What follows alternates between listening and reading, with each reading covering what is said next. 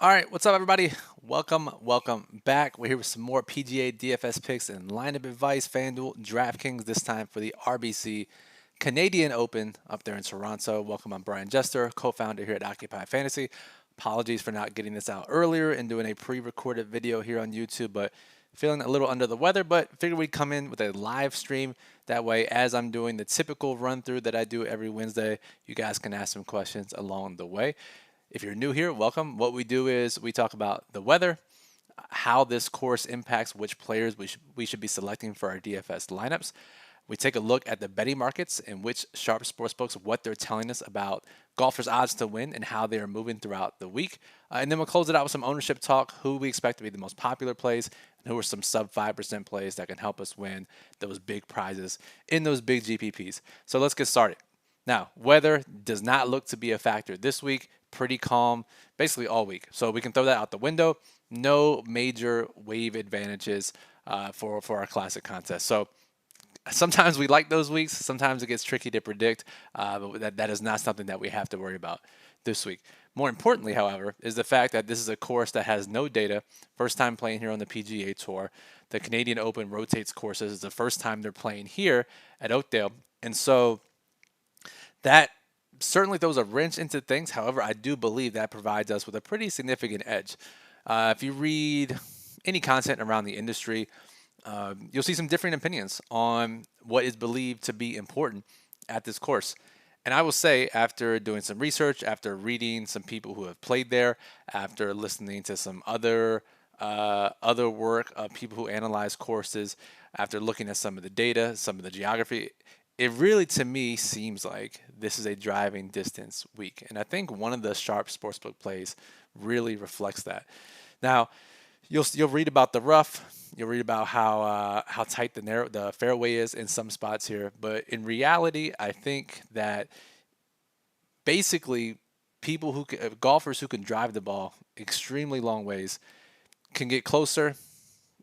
There's really not much in the way of obstacles for players at this course outside of potentially the rough. Not really many hazards. This isn't a course where you have to play accurate golf, at least to me. Maybe we're wrong, but that is what the model is assuming. So we're placing a big emphasis on driving distance this week. And now, no matter how far you hit it, the way this course shapes up and the way the holes are laid out, approach play under 150 yards, so basically for these pros with your wedges, is going to be extremely important. Probably the most important stat, I would say, even more so than driving distance. So guys who are great with their wedges is going to be extremely important this week. Now, I will say, maybe you have a different approach. Maybe you feel differently. And we've seen this in other courses before as well, where maybe the prevailing thought was this characteristic would be so important. Whether it's weather, course design, whatever it may be, dictates that another characteristic is more important. And there's a lot of, we don't talk about correlation as much in PGA DFS because it's not like NFL, you a quarterback throwing to a wide receiver. But if we correlate player characteristics and they actually do what they're supposed to do, that is one way to play correlation. So if you believe that the driving distance is big, load your lineups with guys who can hit the ball far, and that can be a pretty distinct advantage. So that goes without saying. Now, let's talk about the betting markets here.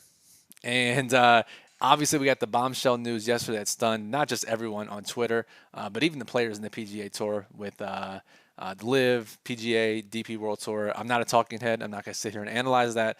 I'm not going to talk about the political, societal, sports ramifications. That's not my job. We're here to talk about PGA DFS.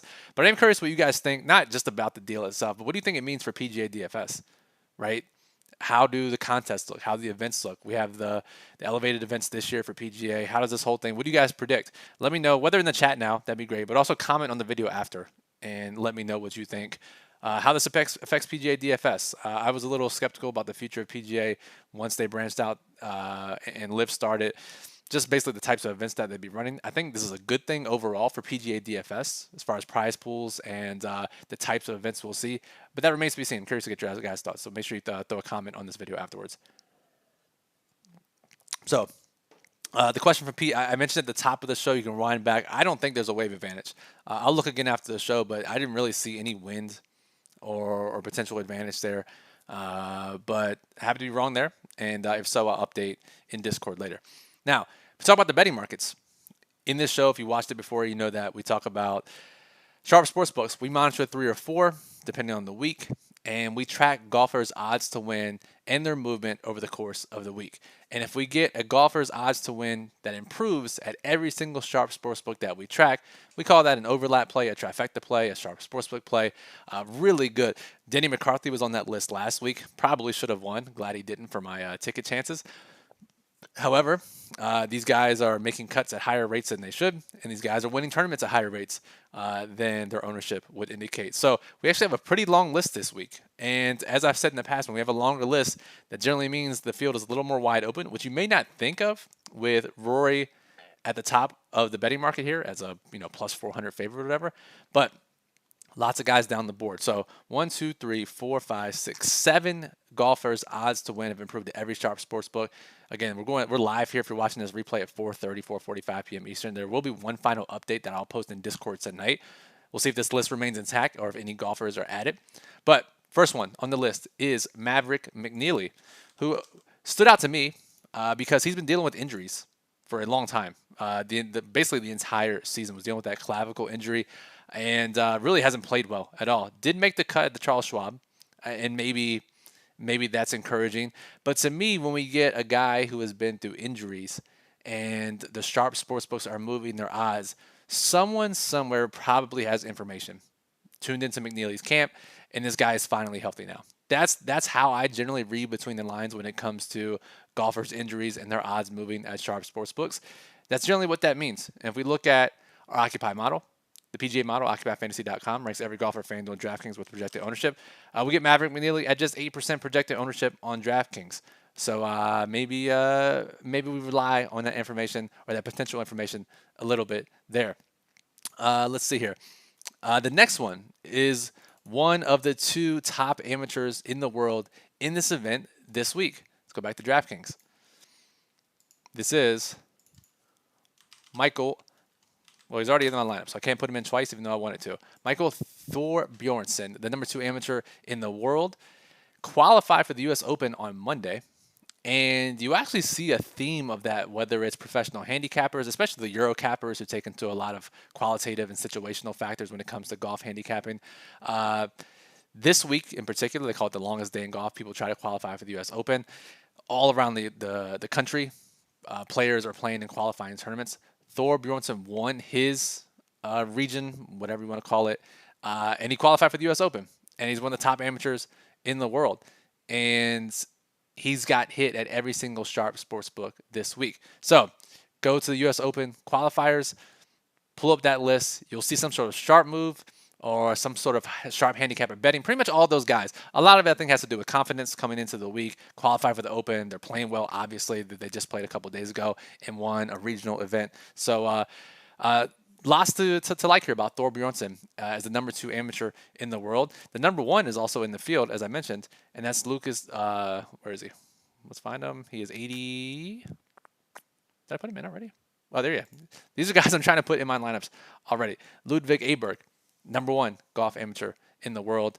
And again, we're not getting price discounts on these guys, right? It's not like some of these guys we're trying to get ahead of the markets. 8,300 for Aberg, 7,600 for Thorbjornsen. So both those guys. However, just Thorbjornsen, just to be clear, is the only one who received a line move at all 3 Sharp Sportsbooks.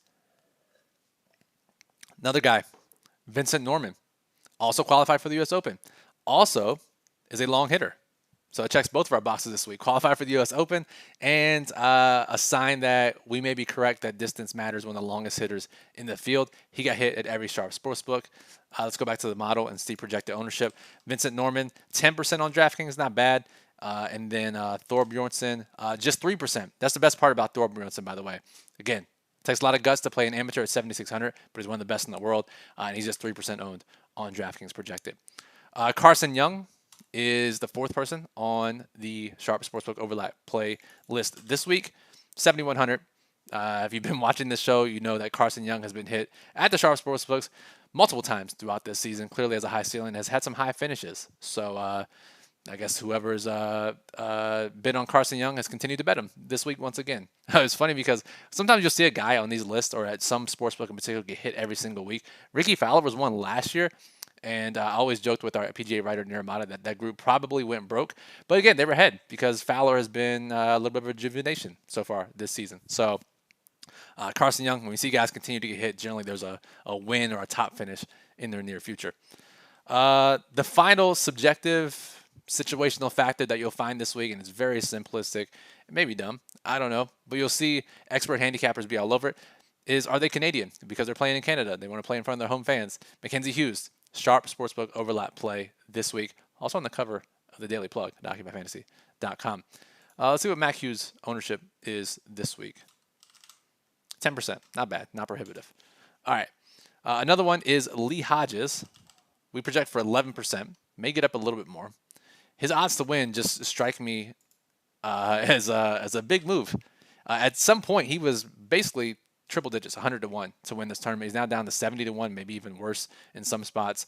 I have nothing to say about Hodges other than the fact that that was a pretty sharp, dramatic decline in his odds to win. So that always catches your eye when you see something like that. And finally, a guy who hasn't been on the list much this year, obviously has a high long-term ceiling, but certainly gives us the belief that distance matters over accuracy, is Sahith Theegala, who not the longest hitter in the field by any stretch, but outside the top 100 in driving accuracy, fairways gained. So if these sharp sports books, or at least the groups or the people that are moving the lines at these sharp sports books, if they were to believe that driving accuracy would be of the utmost importance this week, I would not believe that Theegala would be on this list. So we got a couple players whose odds movement tell us that we might be right here, that distance matters more, and the guys are going to overpower this course. And Theegala would be one that adds to that mix. So once I saw the sharp sportsbook overlap plays, that gave me a lot more confidence in what our model is telling us this week. Now, let's close out the show here with some ownership discussion. Let's go back to the model. And then if we sort by projected ownership in the model, we see 5 guys 20% or higher. Tyrrell Hatton, Cameron Young, Rory, Justin Rose, Shane Lowry. All these guys are in the top 10, 15 in our model. So the model certainly agrees that these guys should be higher owned. Not saying you need to play them all, not saying you need to fade them in particular, just saying that our model agrees these guys are high owned for a reason. There's always the question of motivation the week before a major. Some guys play it really seriously to tune up. Some guys just work on some stuff in their games and really focus on next week. Hard to say, right? We used that excuse or that potential reason last year, and Rory still won the event. So you can't really say that that's a reason that a guy will not play well in an event, but it's something to think about, right? And maybe it's a reason to fade the chalk. So those 5 guys, the highest projected own this week, and we do agree. Instead, more interestingly, let's talk about guys who are 6% or less. I'm going to sort by OF index and just talk about a couple guys here. Most of these guys, the reason they're sub 1% or sub 5% even is lack of recent form, no odds movement. The field is focusing on a different metric. But as we talked about driving distance, a lot of these guys on this list that are near the top of our model that are sub 5% do rank highly in driving distance. Obviously, you think of the prototypical example, Cameron Champ. You think of Brandon Matthews, who we talked about in Mexico. Was near the top of the field in driving distance that week, but was absolutely terrible everywhere else. You see some of these other guys that are really high in driving distance. So, again, going back to the correlation aspect at the beginning of the show, if you truly believe that driving distance matters this week, it's more important, I would say, pair these guys with other guys who hit the ball farther in your lineups, because if that becomes a factor, these guys obviously are boosted up in their potential outcomes. Any other guys that make sense here? Let me sort by DraftKings ownership. Any other ones that stand out to me? I really think that's it. Obviously, we talked about Thor Bjornsson at 3%.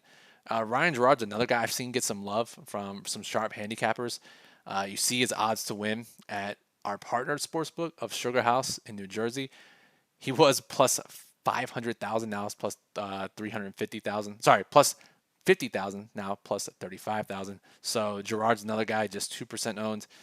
Grayson Murray, if he takes Rory's advice and plays better this week, maybe he's worth a shot at 2%. If you heard the rumblings from what came out of the players' meeting yesterday. Any other guys I want to talk about here? I think that's it. Let me make sure here.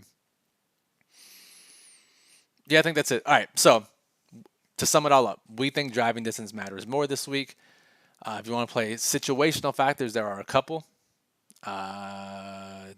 are they from Canada? That's simple. Did they qualify for the U.S. Open? Those are the two main ones. They qualified for the U.S. Open on Monday, and there are a handful of guys around the country that did that are in this field. And then thirdly, do they hit the ball far? Really goes back to that. So that's how we feel this week. If you like what you've seen, make sure you give us a like on this video. We appreciate it. Again, that continues to let us know that we should make these videos every single week. So give us a thumbs up. We appreciate it. Any questions or comments, always comment on the video below, or join our Discord server, occupiedfantasy.com/Discord. That's where I'll post the final betting market update tonight. So make sure you don't miss that, occupiedfantasy.com/Discord. And again, I do want to hear your thoughts on the future of the PGA, LIV, DP World Tour when it comes to DFS. I don't care about all the other reasons. We're only here for DFS and to make money. So let us know your thoughts in a comment. Drop a comment on this video. Let us know what you think the future of PGA DFS is after the news from yesterday. And make sure you subscribe to the channel. Get notified when we go live, upload any new videos. I know the schedule was a little wonky today. I apologize for that. But if you are subscribed, that'll let you know when there are any schedule changes like there were today. So Brian Jester for Occupy Fantasy. I appreciate you listening as always, and good luck at this week's RBC Canadian Open.